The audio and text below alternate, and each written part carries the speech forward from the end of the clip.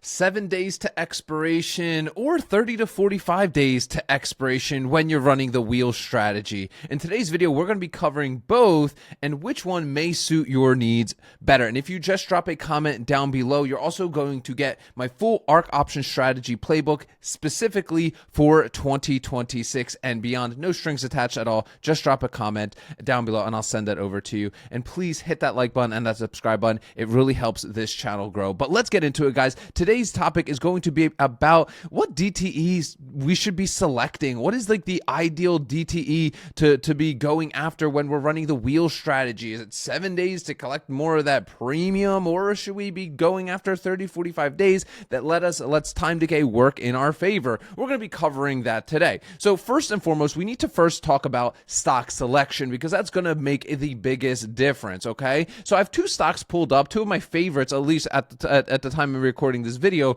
and I'm trading, is SoFi and Altria, right? Both of these are fantastic stocks.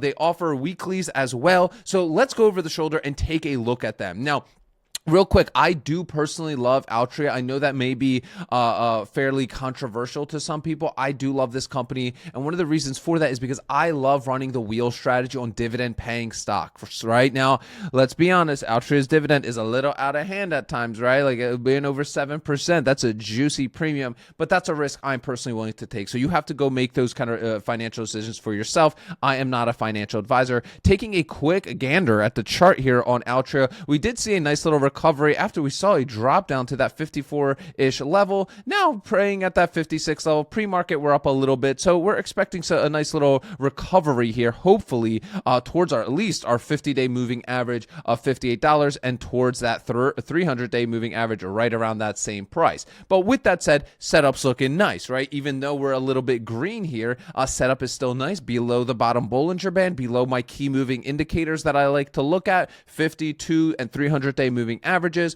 Oversold for the most part on the RSI. Obviously jumped up a little bit here. I mean, we were at 22 on the RSI. This bad boy had some great setups and great premiums. But let's go take a look here. So I'm just using Robinhood here for our educational example. And I'm going to go to the trade options section and we're going to click a sell, a put, and we're just going to go out to next week. All right. Now, right here, you could see that is 7 days away. That is 7 days till my expiration, if you don't know what that stands for. And all I'm saying here is I'm willing to buy 100 shares of Altria on January 16th if it hit a certain price, which I can choose on the options chain. Now, full disclosure, right, with these kind of, when you're chasing dividend payers, guys, let's be real. We already know the premiums ain't crazy like a SoFi or, whatever else, triple leveraged XYZ, right? So for these, you got to kind of have to play close to the money. At least that's what I do, right? So for example, right, taking a look at the 56s right here, you can see 56s. I mean, I'm already at 52 delta here. Now let's take a look what that bid-ask spread actually is. So it's fairly tight already between 56 and 60, at least at the time we're recording this. Now they should be juiced up a little bit here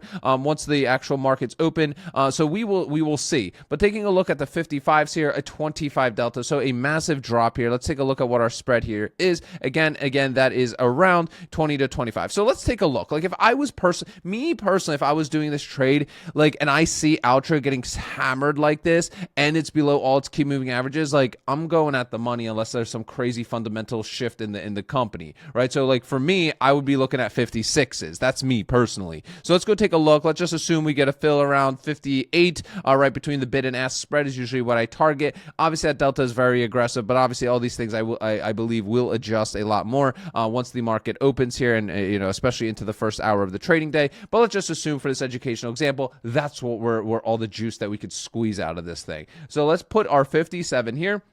Collecting $57. We are locking up $5,600 now for a week, right? We are locking that up for 7 days, and we get about a 1.02% premium return. How am I getting that? 57 divided by $5,600, okay? That is how I'm getting that. Obviously not financial advice. Results vary. Just what I'm seeing on the chain at the time of me recording this. You can always see the time I'm recording this in the top right-hand corner. But with that said, okay, is this a good trade? It's a good not. I don't know. That's your annualized. That looks insane, fine, right? Very over performance. Do not assume you can run weeklies for an entire year, please, and think you can get 53% returns in a year. You will not. I mean, I'm sure there's a shot, but anything's possible. But to pull off this trade for 52 weeks in a row, obviously isn't possible. But with that said, I do like looking at the annualized return as well. But a 1% return in a 7-day period, in my personal opinion, is incredible, is absolutely incredible. And that is usually what I target on a dividend paying stock when I'm doing a 7 days to expiration. Okay, that's key. Now let me show you something, right? Let's copy and paste this, right? Because we simple people out here, at least I am. But with that said, also you can download all of my calculators, my covered call calculator, my full trade lock template, all those things at the end of the Ark Options workshop. They're completely for free. Attend, first link in description. How much better of a Friday night can you possibly spend than 90 minutes with me? There is none, I promise you. Okay. With that said, let's go ahead over and take a look at the monthlies now, right? So let's go as close to the monthlies as possible. Now, usually I will stay about between 30 to 40 on a dividend payer. And you're going to see why that in a moment. So you can see I have a 28 option or a 35 days to A option contract, right? So I'm going to go with the 35 day. Why? Because the premium is going to be better. And again, if I'm playing close to the money, I'm trying to get as much juice as I humanly possibly can, okay? I'm not necessarily worried about strike price or assignment as much. That's me. I know that's contrary to what a lot of people, when they sell a contract, when I sell a contract on dividend payer, I genuinely want to own that thing because I want covered calls and I want dividend from them. I'm making way more a dividend than I'm making on my cash secured put interest while I'm waiting to buy the stock. Current interest rate, between 3.5% I'm getting around, probably 3.5% to 4%, when I could be holding Altria collecting over 7% dividend plus monthly covered call premiums. So again, you have to figure out what your strategy is, but the Ark Options way, I don't mind. I will make more on the covered call side with an Altria, right? So looking at the 55s like real quick, right? So 55s real quick, obviously that is decently below, or at least for Altria, below that 56.6 strike. And what am I collecting here? Whoops, what happened? Let's go back to our 35 DTE. We are selling a put, and we are no silly options buyer. And what are we collecting? Okay, it's fairly large. So let's just assume we get a fill around 95. Let's just assume we're going to fill around 95. So we're collecting $95 of premium, almost doubled the premium up. We're locking up a little less collateral, $5,500 for a premium return of 1.73% in, what do we say, at 35 days to expiration. Okay, so which trade is better? Which trade should we do, right? That's the question I can never answer for you. Okay. For me, though, what I personally like to do, if I'm going to do a monthly or 30 plus day to expiration, I am trying to get at least at close as possible to the 2% return mark, because otherwise, right, I might as well just jump into another opportunity, right? So that's the way I at least look at it, right? So for example, here my premium divided by my collateral is giving me a 1.73% return. That's locking up my 5,500 for 35 days. My annualized return is 18. Now, again, when I'm comparing this, when I'm looking at this, unless I could get closer to 2 here, right, I most likely will not do this trade. I would personally prefer to do the 7 days to expiration, especially when the technicals are telling me so. Listen, all this stuff can change just like that, right? That's why it's important to look at the technicals, right? If, for example, right, Altria was right around this 59 level, right, and I was going to do this trade, you ain't going to catch me doing a 7 day to expiration close to the money. It's not going to happen, right? Why? Because we're at the top Bollinger Band. I'm expecting a rebound off that, and what do you know? It did. It rebounded off that, went below its 300-day moving average, saw a little bit of recovery, dropped back down, dropped even down further, and now we're starting to recover again. So for me personally, when I always look at the technicals, fundamentals over technicals for sure, but fundamentals, I like the company fundamentally, perfect, right? Then I move on to my technicals, okay? And that's what I'm doing literally right here. I see the setup. That's why I'm showing it as an educational example here that if I was going to pull this trade off, this is how I would personally like to play this. I play this at close to the money here because I am expecting a nice rebound and I'm getting a 1% return on my collateral. Absolutely fantastic. That's a trade I personally would like. Now let's go take a look at a high flyer. One of my favorite traded stocks of 2025 and most likely 2026 is SoFi. Quite a week for SoFi that we've seen here. Some very nice trades, ins and outs, which is the likes of SoFi bouncing around these Bollinger Bands and just riding this roller coaster. I am riding this roller coaster and I'm enjoying it. But we're right around that middle Bollinger Band area right here. So let's go take a look at what we could get on a SoFi right now and compare that. You'll see how this compares to an Altria. So let me copy paste all that stuff right again here, and this is how I do it. I'm very elementary with this stuff, guys.